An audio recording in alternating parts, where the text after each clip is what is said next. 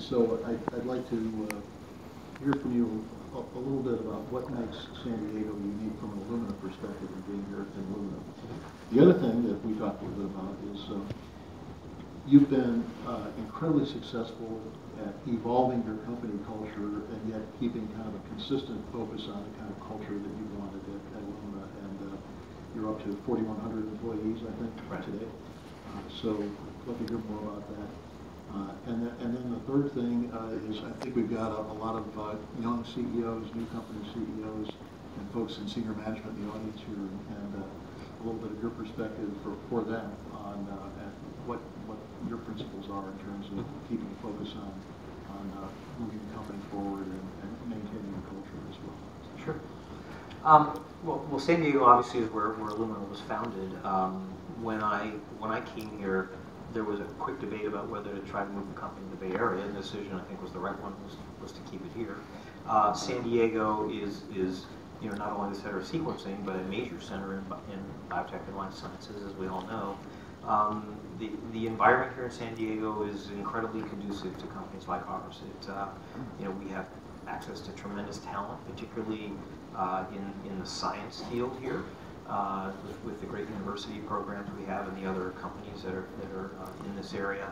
I think it's a much more collaborative environment in San Diego business-wise than what I found in my career in the Bay Area, where it's much more competitive, where here I find in sessions like these, people are much more willing to share ideas and to learn from each other, and the kind of institutions that exist to facilitate that are distinct here compared to what I found in the Bay Area.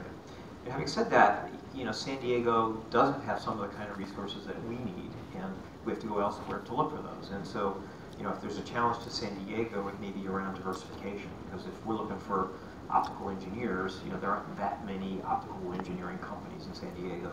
So that activity we do largely in the Bay Area. And so in specialty fields, the Bay Area is much more diverse just because of the size and the different types of companies you find there.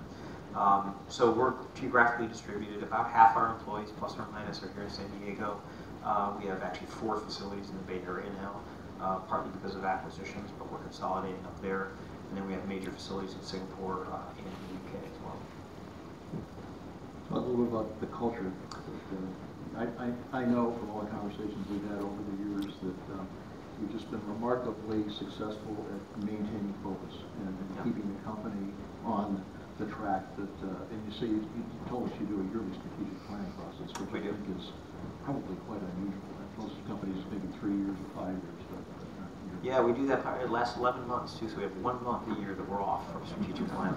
We have a very definitive cycle that goes 11 months of the year and produces a refresh of the 3-year strategic plan.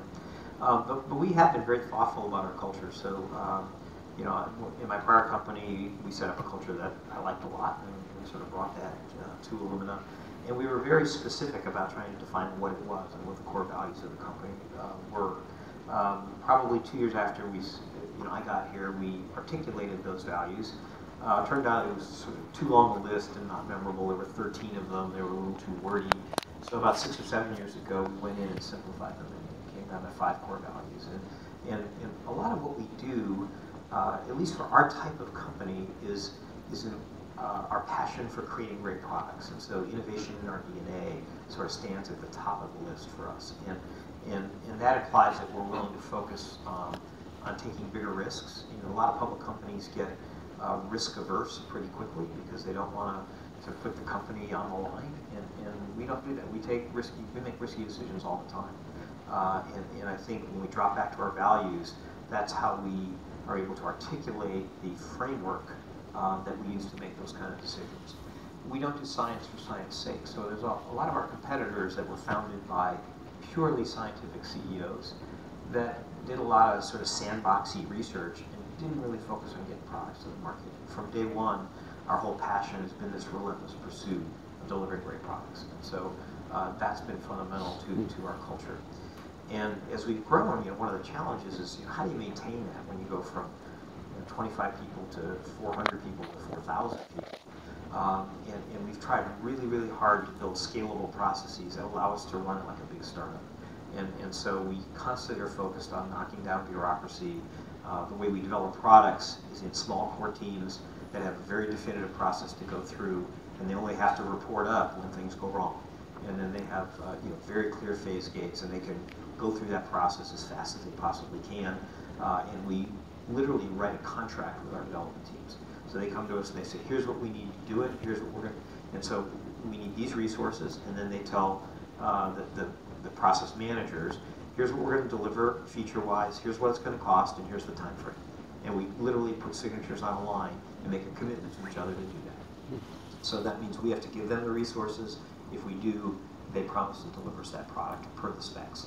And then if we go out of bounds on either side, then we have to sit down and have an interim review. If we don't, they go all the way through the process without us. So it's very scalable.